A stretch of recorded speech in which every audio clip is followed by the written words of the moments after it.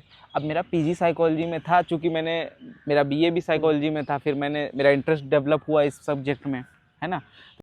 Net JRF देखो मेरे हिसाब से तो एक टेम्पररी है, आपको परमानेंट जॉब की तरफ ही सोचना चाहिए। लेकिन भाई जो गरीब बच्चा है उसके लिए तो ये बहुत ज़रूरी है ना, रिसर्च करने के लिए। जी हमने जो पेपर 1 की तैयारी की थी वो केवीएस मदान की किताब आती है, बहुत अच्छी किताब है, उसी से की थी। उसमें सारे जो है 10 यूनिट है, सारे आपको मिल जाएंगे। और प्रतियोगिता दर्पण एक हिंदी में किताब है, लेकिन बहुत अच्छी किताब है, उसमें पॉइंट वाइज सारे हिंदी में दिया हुआ है चीज़ें मनोविज्ञान के लिए। रिसर्च की 2 यूनिट है, ठीक है, और उससे घुमा फिरा के क्वेश्चन पूछते हैं। 10 क्वेश्चन तो उसी में पैराग्राफ बना के पूछ लेते हैं रिसर्च वाले में। निराश होने से अच्छा कि एक बार और मेहनत कर लें, है ना, क्या पता कुछ बेटर मिल ही जाए, और नहीं मिले तो अनुभव तो मिलेगा ही मिलेगा। तैयारी अपनी अब चूँकि जब मैंने किया तो मैं उस दौरान पीजी में था अपने, तो मैंने पीजी का मेरा कोर्स चल ही रहा था, वो पढ़ता ही रहता था। तो बचपन से तो मुझे नहीं पता था इसके बारे में, बचपन से तो मेरा भी मतलब कुछ और सपना था कहीं और जाने। नमस्ते दोस्तों, मैं हूं शिवम दिवाकर और अक्सर आपके लिए वीडियो बनाता रहता हूं। इस पार्क में, इस लोकेशन पर मैंने बहुत सारे वीडियो बनाए। जेआरएफ टॉपर के साथ में मैंने वीडियो किए हैं इसी पार्क में, और कई प्रोफेसर साहब के साथ भी मैंने वीडियोस किए हैं।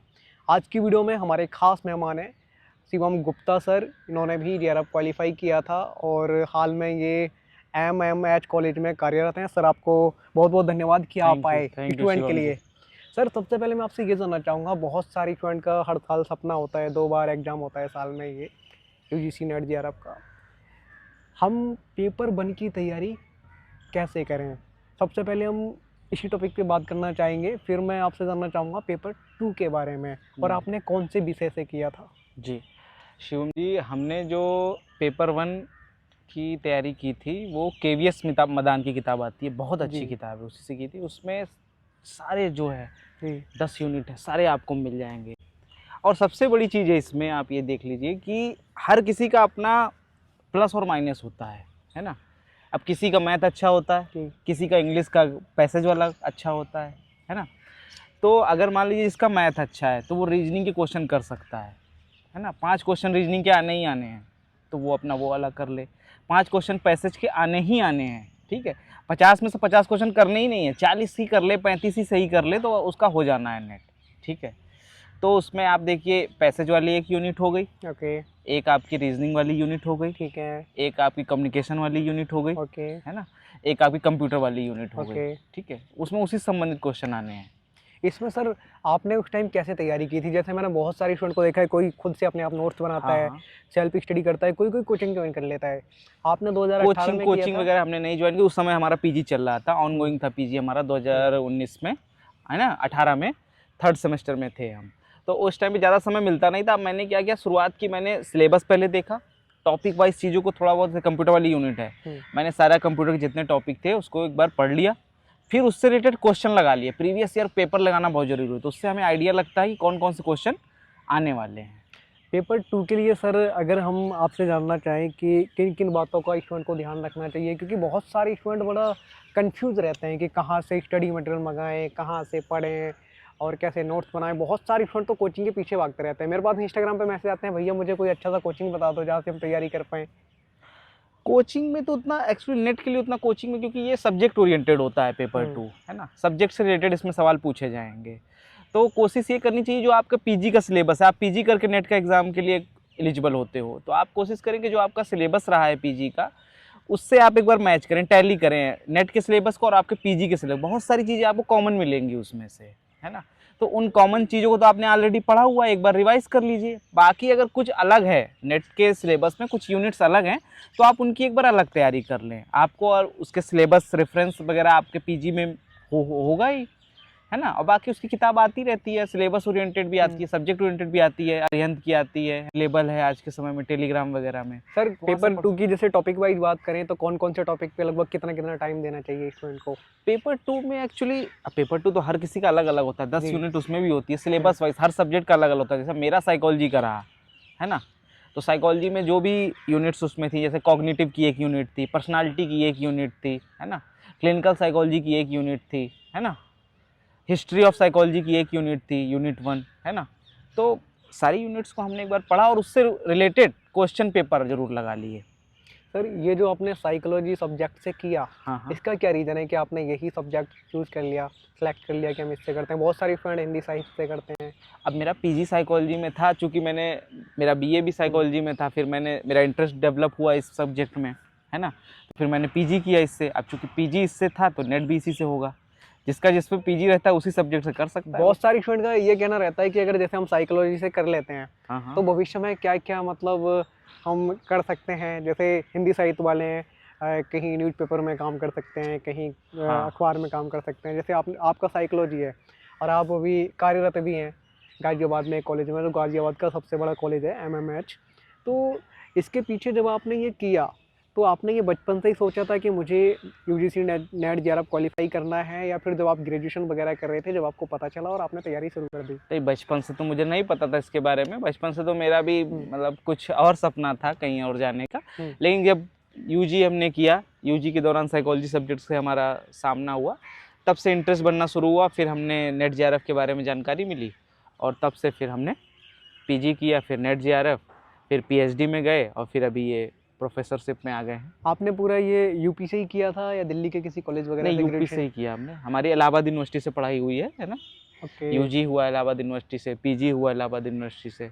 रहने वाले आप कहाँ के हैं? इलाहाबाद के ही है, इलाहाबाद में हमारा घर है। अच्छा, कैसा लगता है अभी आप इलाहाबाद के हैं हाँ हाँ। और यहाँ पे टीचिंग करते हैं? गाजियाबाद के लोगों का कैसा बिहेवियर लगता है? स्टूडेंट आते हैं जब, पेरेंट्स आते हैं जब? थोड़ा सा लैंग्वेज बोली भाषा बैरियर थोड़ा रहता अलग है, होगी। थोड़ा अंतर रहता है लैंग्वेज का, लेकिन ठीक है, अब तो एडजस्टमेंट हो गया है भाई।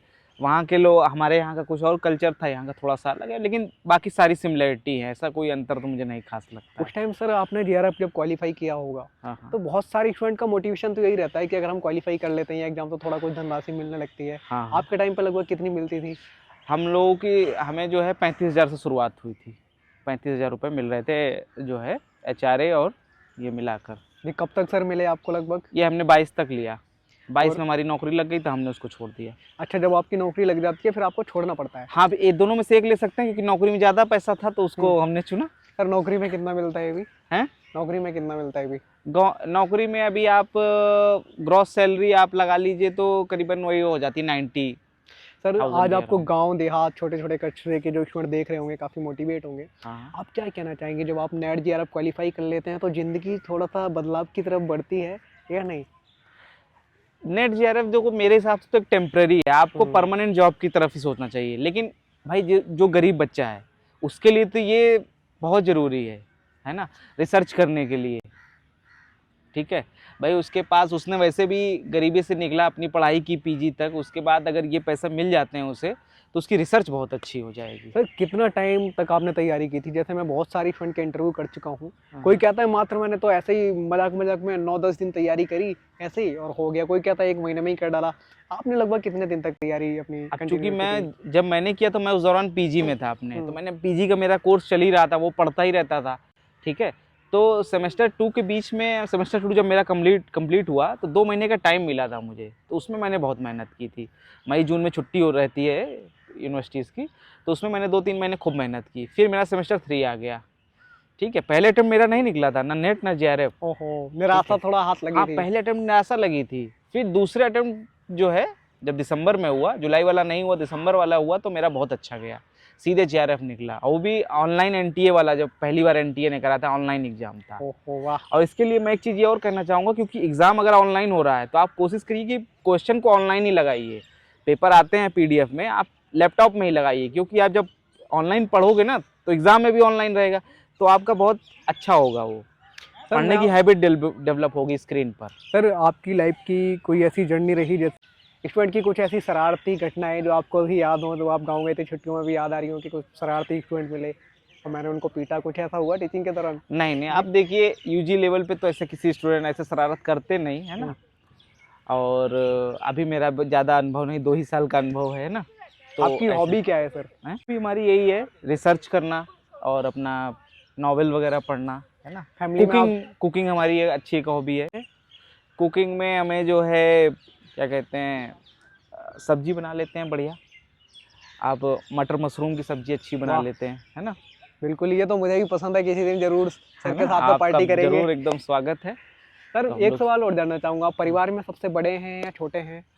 परिवार में एक्चुअली मैं और मेरी बहन है ना, और मम्मी पापा और दादी। तो बहन की मेरी शादी हो गई, वो बड़ी हैं हमसे, तो मैं तो अकेला ही हूँ।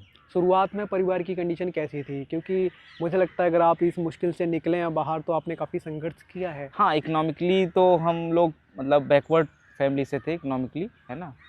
एक तो मिडिल क्लास से ही लो ही समझिए। हमारी जितनी भी एजुकेशन हुई सब गवर्नमेंट स्कूल से ही हुई, है ना। इंटर भी हमारा गवर्नमेंट स्कूल से, फिर ग्रेजुएशन भी यूनिवर्सिटी में भी ज़्यादा फीस तो लगती नहीं, 2-3 हज़ार रुपये। पीजी में भी ऐसे ही 2,000 रुपये में हो जाता है। अच्छा, सरकारी स्कूल वाले स्टूडेंट को लोग ये कहते हैं कि सरकारी स्कूल में पढ़ाई नहीं होती और बच्चे कुछ कर नहीं पाते, और आप तो जीता जागता उदाहरण है कि आपने कर लिया। है। जिसको मेहनत करना है वो कहीं से भी पढ़ लेगा। अब आप बताइए, जो इतने महंगे महंगे 10,000 महीने वाले स्कूल में पढ़ने वो भी तो नहीं कर पा रहे हैं, उनको उनको कौन कहता है फिर। अच्छा सर, मेरा आपसे आखिरी सवाल है, जो स्टूडेंट हर बार एग्ज़ाम देते हैं और कहीं ना कहीं 1-2 मार्क्स से रह जाते हैं, वो निराश हो जाते हैं और हताश हो जाते हैं, उनको आप क्या कहना चाहेंगे? उनको मैं ये कहना चाहूँगा कि देखिए, निराश होने से अच्छा कि एक बार और मेहनत कर लें, है ना। क्या पता कुछ बेटर मिल ही जाए, और नहीं मिले तो अनुभव तो मिलेगा ही मिलेगा, है ना। आप ये एक बार फिर से रिवाइज़ करें कि कौन से क्वेश्चन में मैं फंस गया, और फिर से एक बार एक ट्राई और अटेम्प्ट दे के देखें। और नेट के लिए तो कोई अटेम्प्ट है ही नहीं, अनलिमिटेड है, देते रहिए, जीवन के 60 साल तक देते रहिए। सर मेरा आपसे आखिरी सवाल अब ये होगा, वो वाला आखिरी नहीं था, मैंने बदलाव कर दिया है थोड़ा सा। हाँ अगर पेपर 2 में अगर कोई टॉपिक रह गया है हाँ, बताने के लिए, तो आप वो बताइए कौन से टॉपिक पे हमें ज़्यादा थोड़ा ध्यान देना चाहिए। अगर कोई रह गया आपको लगता है कि मैंने नहीं बताया है, तो उस पर बताइए थोड़ा सा। एक्चुअली क्या है, पेपर 2 जो है सब्जेक्ट ओरिएंटेड है, हर सब्जेक्ट, हिंदी का अलग है, इंग्लिश का अलग है। आपके वाले सब्जेक्ट का बताइए। हमारे वाले सब्जेक्ट में साइकोलॉजी में आप देखिए तो एक रिसर्च के क्वेश्चन आते हैं, रिसर्च और स्टैटिस्टिक्स के, ठीक है ना। तो उस पे लोगों को फोकस करना बहुत ज़रूरी हो जाता है। रिसर्च की 2 यूनिट हैं, ठीक है, और उससे घुमा फिरा के क्वेश्चन पूछते हैं, 10 क्वेश्चन तो उसी में पैराग्राफ बना के पूछ लेते हैं रिसर्च वाले में, ठीक है। इसके लिए बुकलेट वगैरह आप कहाँ से लेते थे? आप तो पहले से पढ़े ही रहे थे, वहाँ से ही आपको हेल्प हो जाती इसके थी? लिए जैसे बुकलेट आप पता है, मोटिवेशन इमोशन के लिए आपका रीव की बुक है, जॉन मार्शल रीव की, है ना। और प्रतियोगिता दर्पण एक हिंदी में किताब है, लेकिन बहुत अच्छी किताब, उसमें पॉइंट वाइज सारी हिंदी में दिया हुआ है चीज़ें, मनोविज्ञान के लिए पॉइंट वाइज दिया हुआ है, और उसके नीचे ऑब्जेक्टिव क्वेश्चन दिए, बहुत अच्छी किताब है। ओके प्रतियोगिता मनोविज्ञान साइकोलॉजी के लिए। सर, आपका बहुत बहुत धन्यवाद कि आप अपना कीमती समय निकाल के गाजियाबाद मोस्ट से वेलकम। दिल्ली विश्वविद्यालय तक स्टूडेंट के लिए आए। सर का हम हाथ जोड़ के बहुत बहुत धन्यवाद करना चाहेंगे। अगर आपको ऐसा लगता है कि हम वीडियो में कोई और सवाल आपके लिए पूछना भूल गए हैं किसी टॉपिक पे, तो आप कमेंट बॉक्स में ज़रूर लिख भेजिए।